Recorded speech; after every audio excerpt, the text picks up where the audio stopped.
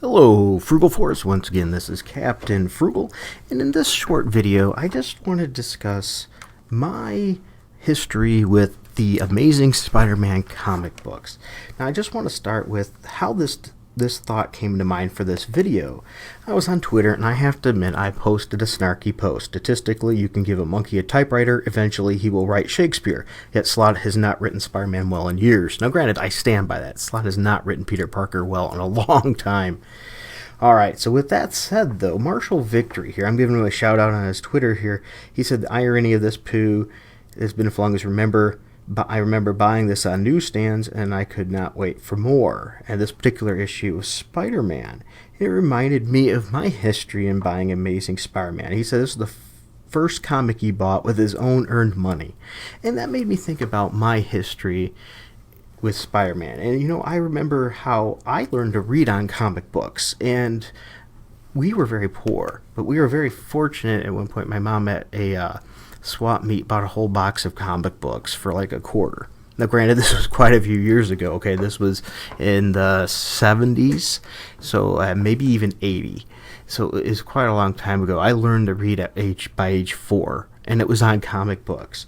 And in that box was all kinds of, to me, treasures. Classic, older Marvel comics, as well as some DC. And in that box was Amazing Spider-Man Volume 1, number 97.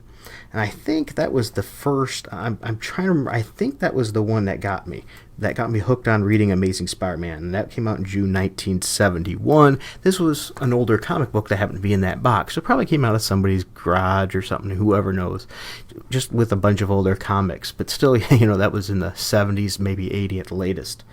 So anyway, I got into reading these comics, and back then, you didn't just go to a comic shop and buy them. You actually, in most cases, got them off of a spinner rack.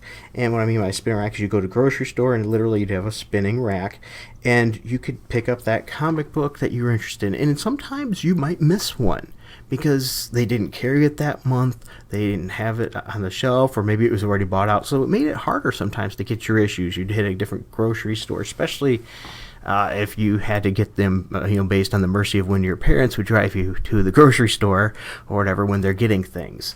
And so you just didn't always get them. And so I had a long history of getting these comics when I could, and Spider-Man was a mainstay in my collection for a long time.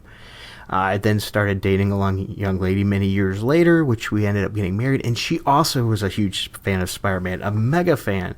So she had a large collection of Spider-Man, but we pooled our collections together, and believe it or not, we have pretty much all the satellite titles from the 70s, 80s, 90s that the Spider-Man had, like Peter Parker, Spectacular Spider-Man. We have all of them. We have almost the entire Amazing Spider-Man run as well. And then that made me think about what made us quit reading Spider-Man, because we both haven't read Spider-Man now in quite a while. One, the story we didn't care for. Started getting really a lot into moral relativism, especially around the era of Superior Spider-Man. That really turned my wife off on reading Spider-Man, which says a lot because she is a diehard Spider-Man fan. I mean, she has floor mats in her car. Her car's painted blue with Spider-Man colors, seat covers. She has all kinds of things Spider-Man, and it turned her off of that. And so that time period started doing that, as well as making Peter Parker out to be more of an imbecile and really writing him out of character. That really turned her off, and it turned me off too. And then I think the icing on the cake was the writers themselves. If you mentioned anything, even not directly to them, that you had a dislike for the direction of the book, they would Twitter stalk you, Dan Slott, and come at you and be very rude. And that was the nail in the coffin. At that point, my wife said, I will no longer read Amazing Spider-Man when it's written under Dan Slott. And so we haven't bought it since then. So let me know, what is your history with Amazing Spider-Man? What was your first issue picking up? Have you been a consistent reader? Did you stop reading? And what made you stop? I appreciate that. I'd love to hear that in the comments. And if you like this video, please be sure to hit like and subscribe. Hit that bell, because evidently not everybody's getting my notifications for my videos. I've been finding that out, so I've been Twitter blasting it.